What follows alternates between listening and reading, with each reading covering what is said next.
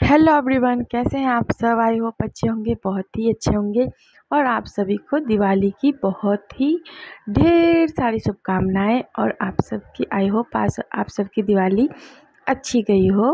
तो इस अच्छी दिवाली के लिए आप सभी के लिए मैंने लाया है गुलाब जामुन गर्मा गर्म। तो आइए और आप सभी देखिए चेक के कैसी बने हैं। और मैंने बहुत ही आसानी से बनाए हैं, बताया आपको, वेस्ट मटेरियल से, जो हम कई बार फेंक देते हैं उसी से बनाए हैं। तो अब आप सोच रहे होंगे जो इतने अच्छे गुलाब जामुन बने कैसे। तो उसके लिए हमने ये लिया है। अब ये आप सोच रहे होंगे ये क्या चीज़ है। और बिल्कुल स्पंची और ना ही टूटेगी ना ही फटेगी। बहुत टेस्टी गुलाब जामुन बने। बार बार रसगुल्ले निकल रहे हैं मुँह से। तो ये है, पता है क्या है, ये है दूध का, जो हम दूध से घी बनाते हैं उस घी का खुरचन। तो ये उसी घी का खुरचन है। तो इसको हमने तोड़ लिया है सारा करके इस तरह से, या आप मिक्सर में डाल के इसको एक बार ग्राइंड कर ले। और ये लिया है हमने, आप देख के तो पहचान ही गए होंगे क्या है ये। क्या है? रसगुल्ले का रस। जो हमारे पास कई बार दिवाली पे 3-4 डब्बे आ जाते हैं, तो उसमें से रसगुल्ले तो निकाल के हम खा लेते हैं, और रस क्या करते हैं, रस को हम फेंक देते हैं। तो इस बार अब आप ये वीडियो देखने के बाद फेंकोगे नहीं, आप भी ज़रूर ट्राई करोगे, ये मेरी गारंटी है। तो ये देखिए, ये चाशनी को मैंने इस कटोरे में निकाल लिया है बड़े से। तो इसको क्या क्या करना पता है, थोड़ी सी हल्की सी गर्म करनी है, क्योंकि ये फ्रिज में रखा था, फ्रिज में रखने से ठंडा हो गया। और गुलाब जामुन का चाशनी आपने देखा होगा गर्म होता है। तो इसको मैं सबसे पहले गर्म कर लेती हूँ। तो आप कहेंगे ये घी का खुरचन नहीं है तो फिर क्या करें। फिर क्यों, कुछ दिक्कत नहीं है, आप पनीर ले सकते हो, पनीर से भी बना सकते हो। आप मेरे चैनल पे जाके देख सकते हो, पनीर से भी मैंने बना रखा है। या नहीं तो जो मैंने ये खुरचन लिया है इसके जगह पे आप खोया इस्तेमाल कीजिए। बस खोया में दूध मिक्स ना कीजिए, बस 1 चम्मच दूध मिक्स कीजिएगा। तो इसको हमने सबसे पहले, ये खुरचन को हमने क्या किया है, खुरचन में हमें अच्छे से इसको बहुत अच्छे से मिलाना है जब तक कि ये सॉफ्ट ना हो जाए। और खुरचन में एक चीज़ और ध्यान रखनी है, जब आप घी पका रहे हो तो ये खुरचन आपका बिल्कुल लाल ना हो, उसको हल्का सा ऐसा करके निकाल लेना। तो ये देखिए, इतनी दूध ली है मैंने, अभी 1 चम्मच डाला हुआ का लगभग। तो अब इसमें देखते हैं कितना दूध हमें लगता है। जब तक कि ये बिल्कुल आटे की तरह सॉफ्ट नहीं हो जाएगा, इसको हमें बिल्कुल इसी तरह से मिलाते रहना है, समझ गए। और इसको मिलाते मिलाते जब ये बिल्कुल सॉफ्ट हो जाएगा, ये देखिए, अब आप देख सकते हो कुछ इस तरह से हो गया है। तो अब इसमें हम, जितना हमारा खुरचन था उतनी ही मैंने गेहूं के आटे लिए हैं। तो गेहूं के आटे लिए हैं मैंने, और इसको भी अच्छे से मैश कर लेना है इसी में। तो इसको जब तक कि आपको लगे जो हाँ इसमें अभी आटे की ज़रूरत है, तब तक इसमें मिलाना है। और मिलाते हुए इसको बिल्कुल सॉफ्ट जब तक ना हो जाए तब तक इसको मिलाना है। और घी भी डालने की इसमें कोई ज़रूरत नहीं है, क्योंकि ऑलरेडी ये घी की ही खुरचन है। तो घी आप सोचिए कितना निकलेगा।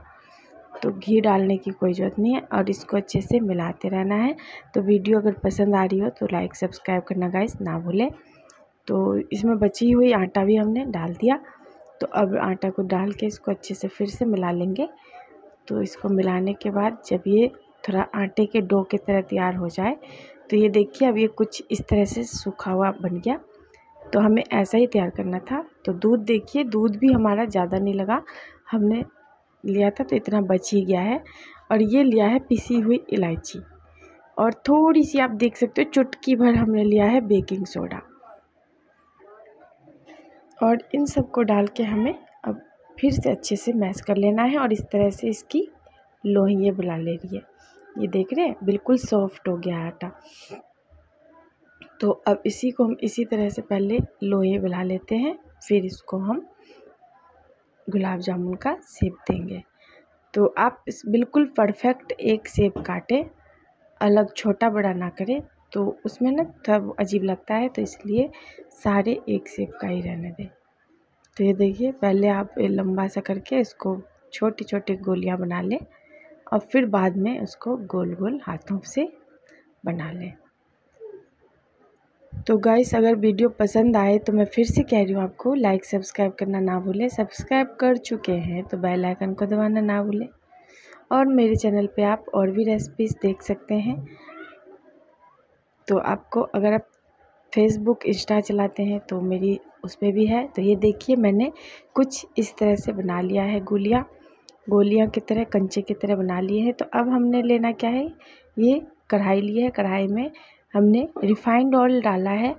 तो रिफाइंड ऑयल डाला है। अब रिफाइंड ऑयल एक हम चेक करेंगे डाल के, ताकि तेल का क्या पोजीशन है उस हिसाब से।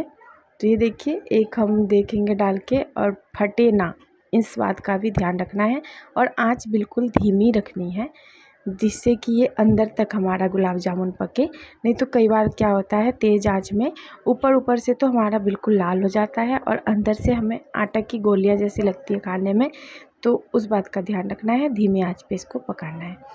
तो वो हमने एक चेक करने के लिए जो डाला था वो अच्छे से पक चुका है और फटा भी नहीं हमारा। तो इसलिए अब हम इसमें जो बनाए हैं सारे डाल देंगे। और तेल इतना रखना है ताकि ये हमारा गुलाब जामुन सारा डूब जाए। तो इसको तो हम निकाल देते हैं। तो ये देखिए ये बिल्कुल अच्छे से लाल हो चुका है। तो और भी हमारा रंग पकड़ रहा है और बहुत ही सॉफ्ट बना है हमारा।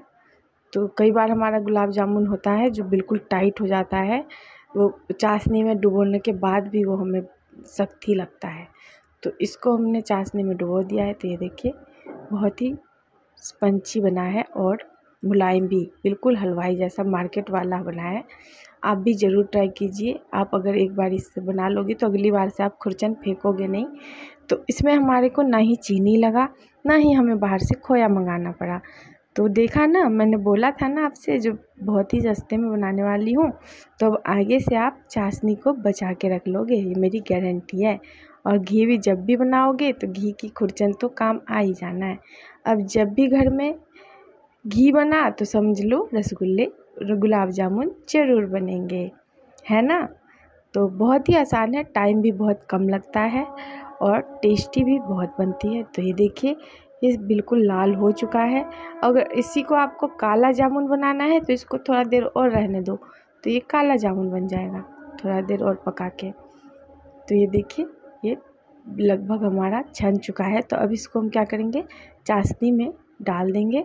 और चाशनी में डालने के बाद इसको ढकना नहीं है चाशनी को, क्योंकि ढकने से क्या होगा, फूट जाते हैं या फिर ज़्यादा वो हो जाता है।